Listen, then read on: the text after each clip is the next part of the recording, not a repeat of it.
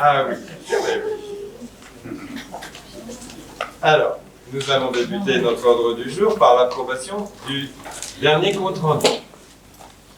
Y a-t-il des observations sur notre conseil municipal qui remonte à c'était celui du 28 octobre? Pas de remarques particulières.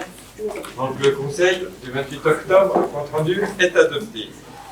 Premier point, je vais passer la parole. Il y a plusieurs dossiers relatifs à nos finances. Passer la parole à Madame Guittenot. Le premier point, une décision modificative dite numéro 2, puisque nous en avons déjà adopté une première, afin que nos comptes 2001 soient le plus fidèles à la réalité de nos recettes et de nos dépenses. Tout à fait. Donc, dans cette décision modificative numéro 2, je vous invite à aller au dos de la page, plutôt sur le tableau, pour vous faire une lecture expliquée.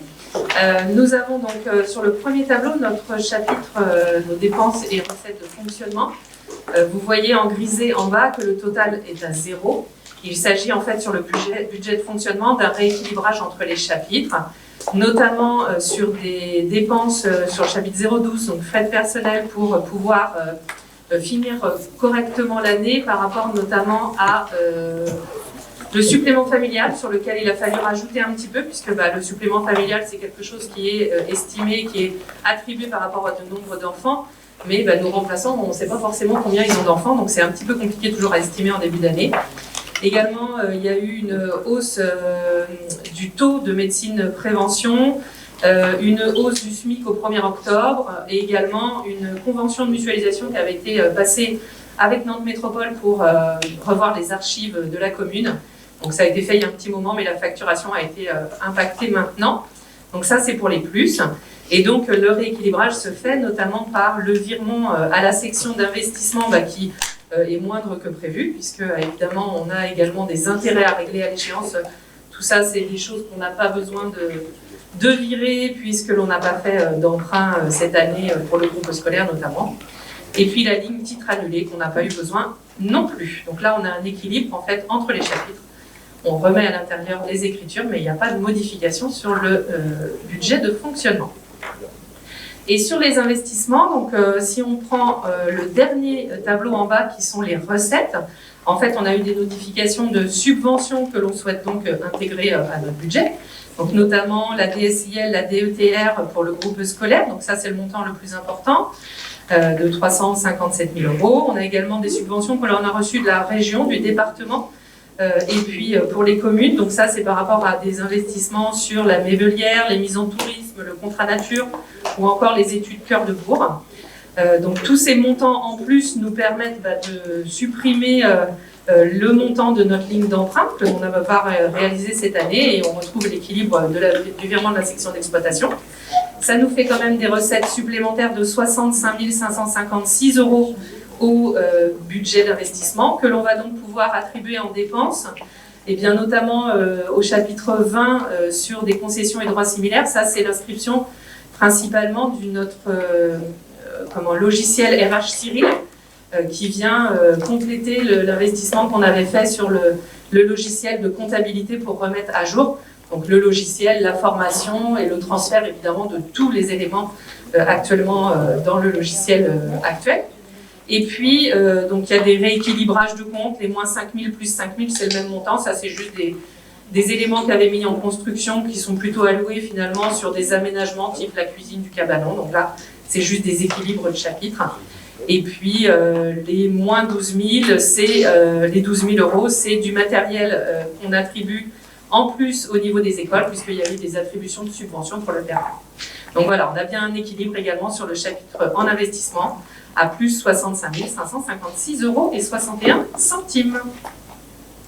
Eh bien, y a-t-il besoin d'explications complémentaires ou souhait d'intervention sur cette DM2?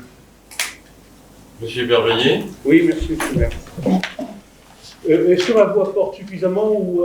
Je pense que c'est bien. Bon, ça ne va pas être long de toute façon. Vous n'avez pas perdu de votre tonus. Ah voilà. Dieu merci, Dieu merci. Bon, je ne reviendrai pas sur les explications d'Audrey Guittenot, notre adjoint aux finances. Il n'y a évidemment rien à dire. Et cette délibération ressemble à celle que nous avions votée, me semble-t-il, presque jour pour jour. C'était le 10 décembre l'année dernière. Je dirais que la période de pandémie que nous vivons, j'en suis bien conscient, impacte lourdement sur les finances. Et ce n'est pas toujours très facile, j'en conviens tout à fait. Mais comme je disais, l'a bien expliqué, la prise en compte des réajustements, comme l'année dernière, tant sur la section investissement que sur la section fonctionnement,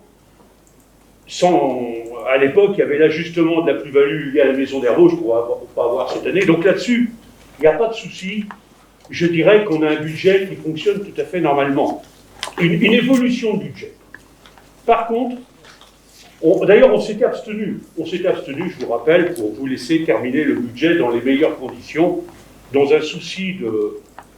Je dirais, vous êtes aux manettes, on vous laisse le budget, nous contestons au DOP et nous contestons au budget primitif, on est dans notre rôle.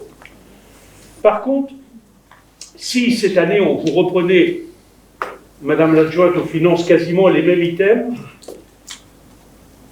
un nouvel item apparaît. C'est nouveau.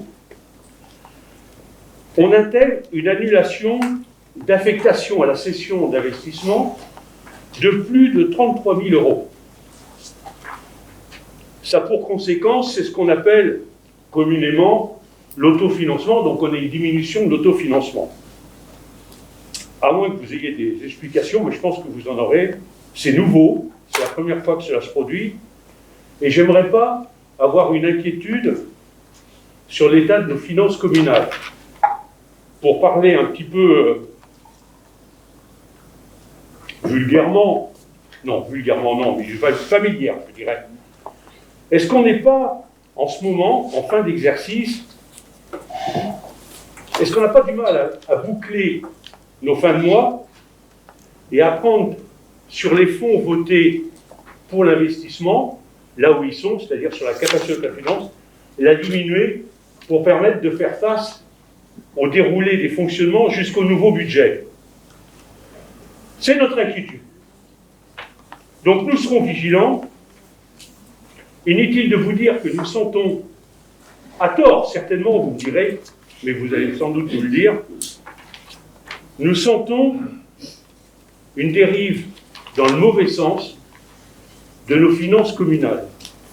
Donc nous serons encore vigilants sur le budget que vous êtes sûrement en train de travailler, avec un débat d'orientation budgétaire, et je vous connais la rigueur à ce niveau-là. Je pense que nous aurons ça certainement courant janvier, et le budget primitif certainement courant février.